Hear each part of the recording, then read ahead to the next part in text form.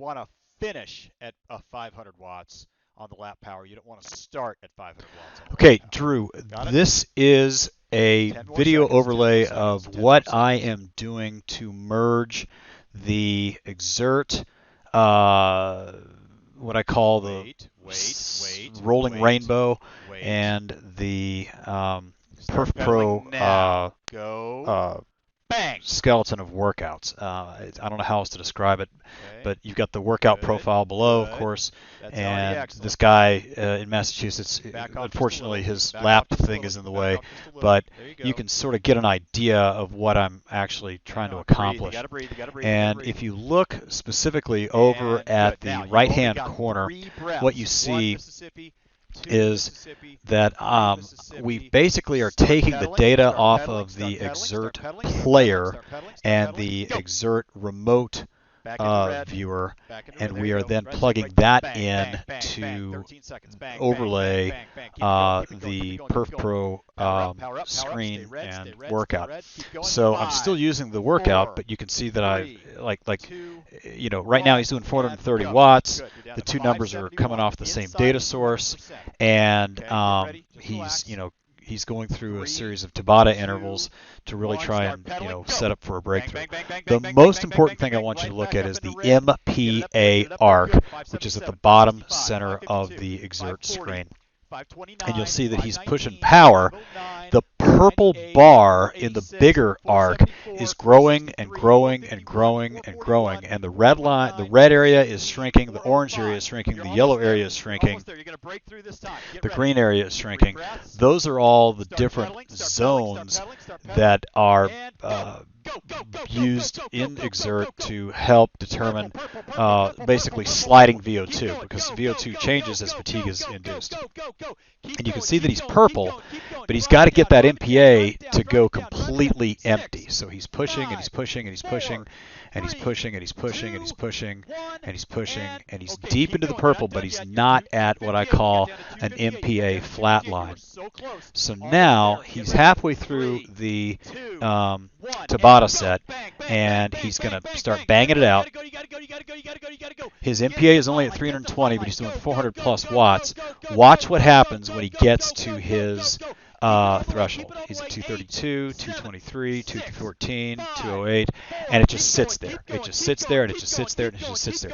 That is where we have either we're either dead, or we are breaking the Xert fitness signature, and that's what we want. We want to be able to do this breakthrough. We break through the Xert fitness signature model. I think there's got to be a way that we can make this work. It's got the opportunity and ability to, you've already done 9/10 of the work with the modern dashboard. There's no reason why we can't get something like MPA. I know we've got W prime, but if we could talk to Armando and get the MPA and the HIE values, which are just like the AWC and W prime values, to show on screen with the chart. Now, the one thing we're not showing here is the chart. I like seeing the chart, the green line especially, of the Xert, of the Skiba W prime. So that kind of thing. But you can see that the MPA is out. He's still flat. It's finally picking up during the recoveries, but he's got one more hard effort to go.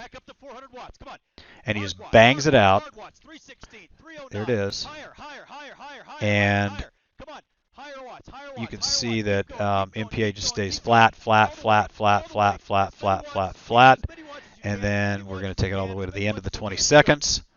And then he's into recovery. Now watch the MPA. It's going to rebound just like W prime does after you've gotten it to 0 or -0 points and things like that. And again, when I spoke to Philip about this, Philip Skiba, he said he's on the right track.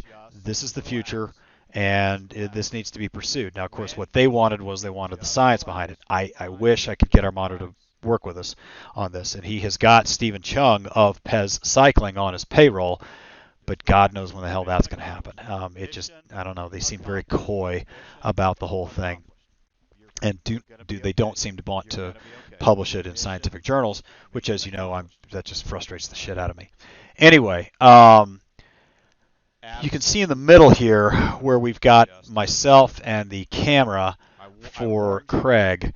This is Craig Peterson, one of your clients, and he's using a bike. He's using a kicker bike, I think. So either that or it's a tax bike. I can't remember, but it works really well. And if you look at the rainbow diagram, you can see that it's the color scheme is starting to grow again as the MPA rebounds.